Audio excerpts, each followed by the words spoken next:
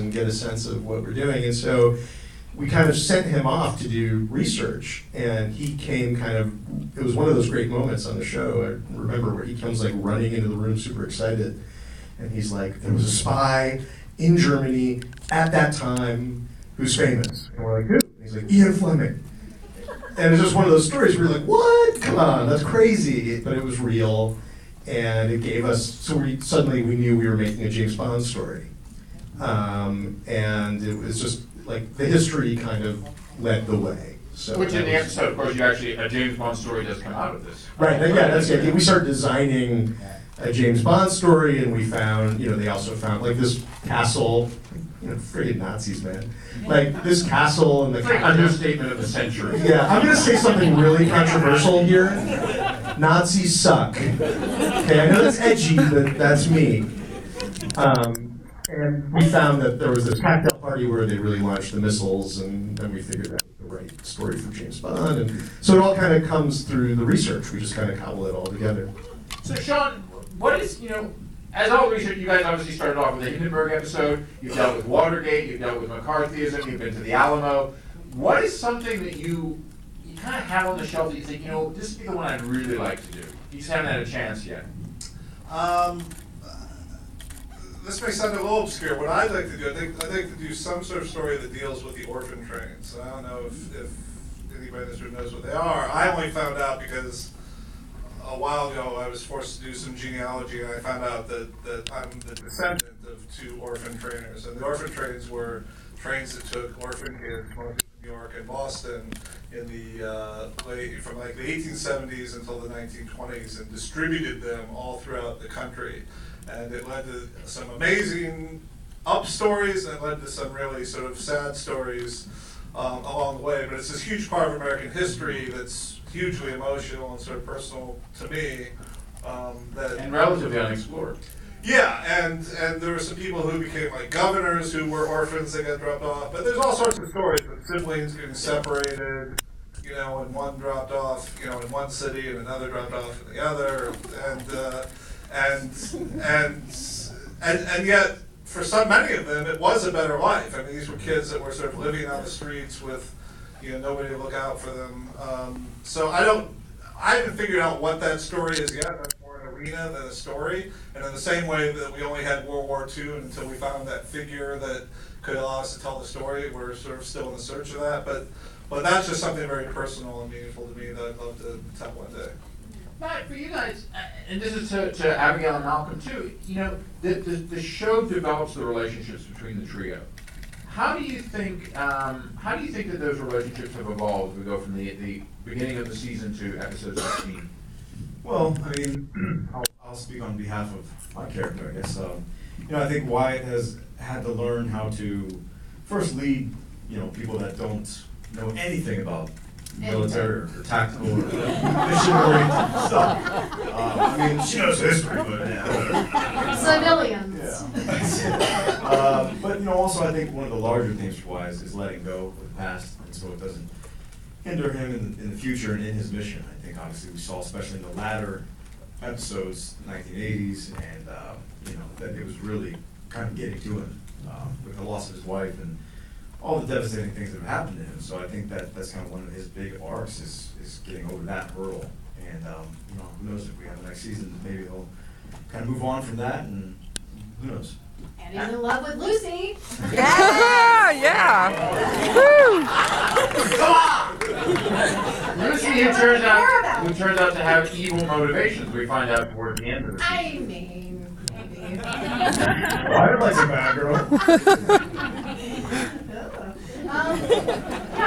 That's what's so interesting about the show is that all of these storylines and all of the historical components are really reflections and a mirror to the characters finding out more about themselves.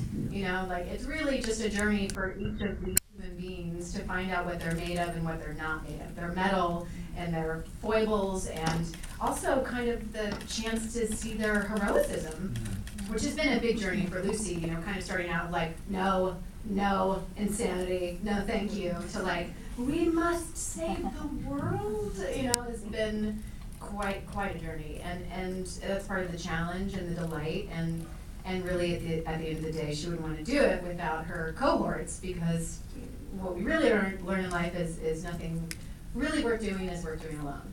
And that's part of the kind of the crux of the show. Malcolm? Yeah. You don't feel your character's evolved at all?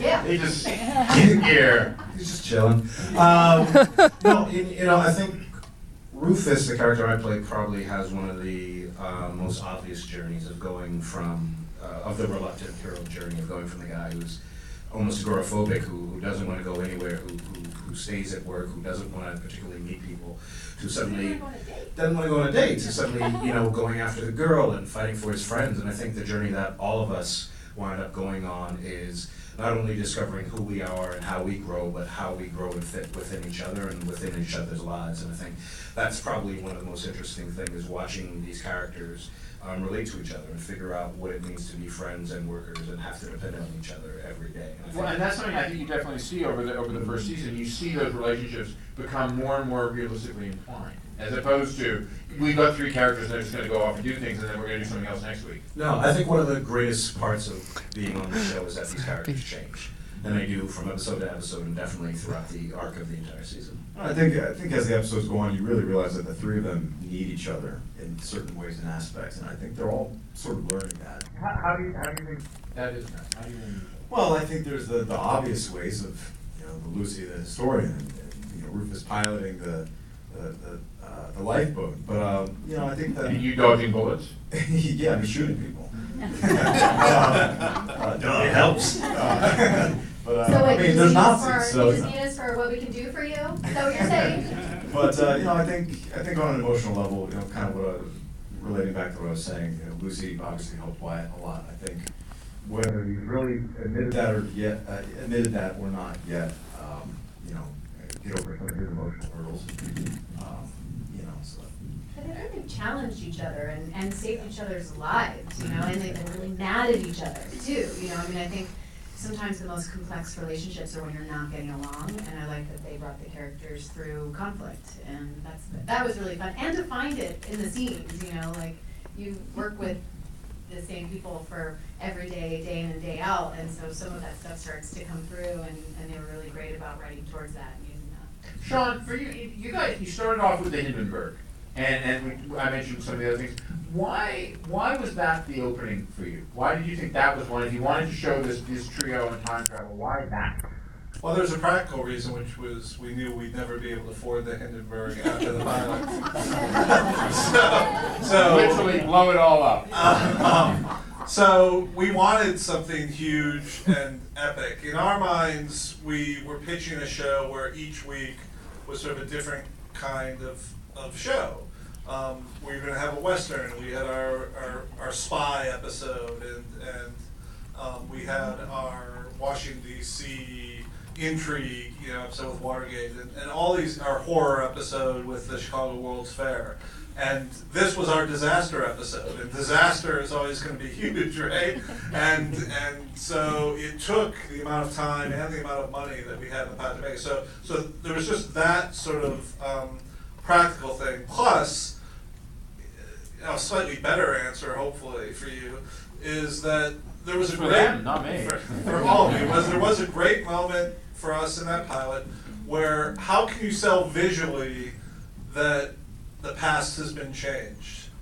Having the Hindenburg actually land, as opposed to sort of exploding and be out, you know, we're so used to that iconic image. So to take the iconic image and subvert it and change it to something else was a great hook for what we wanted this pilot to sell. That there is a guy, Garcia Flynn, who's going back in time and trying to change history and the past as we know it, and these three people have to go back there and stop him. And so, you know, when you're trying to get your core philosophy of your show across, it's okay to say it, but it's much, much better to show it.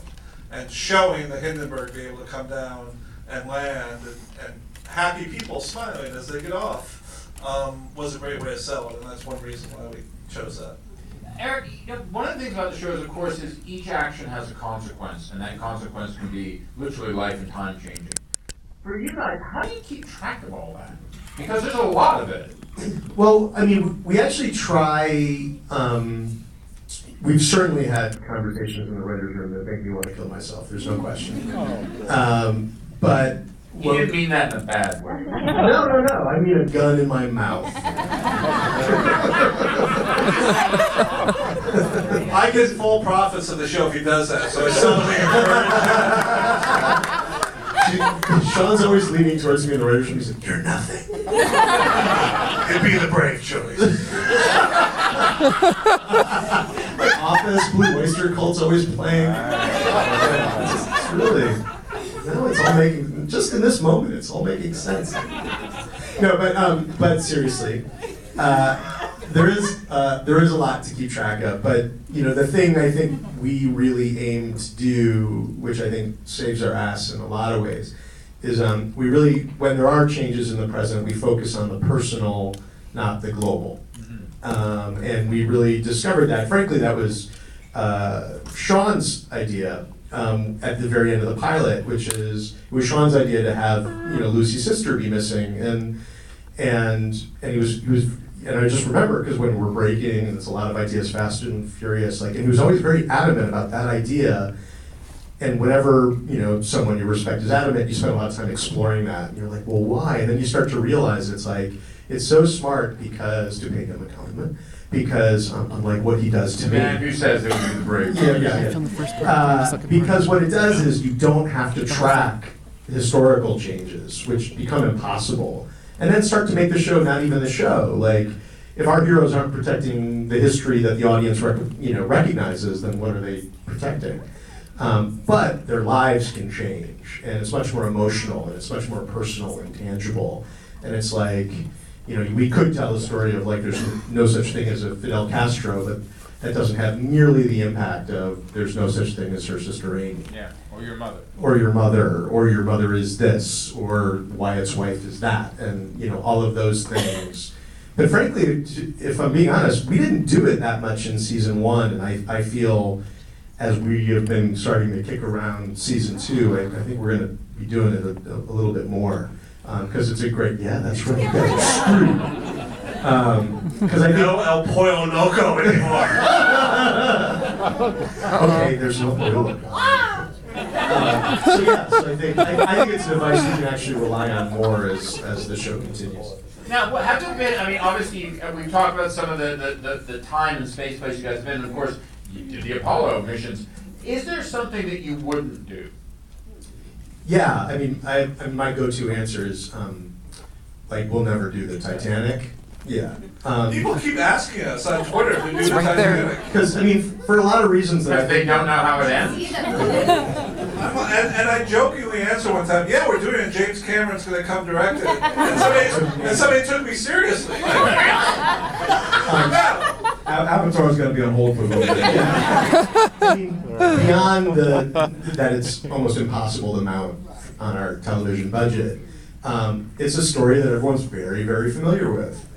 And I think one of the things we all are most proud of with this show is we really aim and work to tell you the story you haven't heard. Or if it's a famous event, like Lincoln's assassination, we'll tell you the angle of it that you don't know. And then I'd add to that as the season developed and we found more stories, we generally found that the more we focused on stories that were inclusive, stories about minorities, stories about women, that it just, the more we did it, the more interesting the show became, and the more inclusive, our take of history became.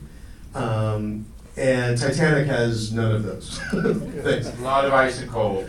And white dudes, white dudes with walrus mustaches, and We could just do it about the band, about maybe one trombone player. Yeah, that's true. So I think we always seek to do the stuff that people don't know. Ready? So that story we will never do. Now, what's your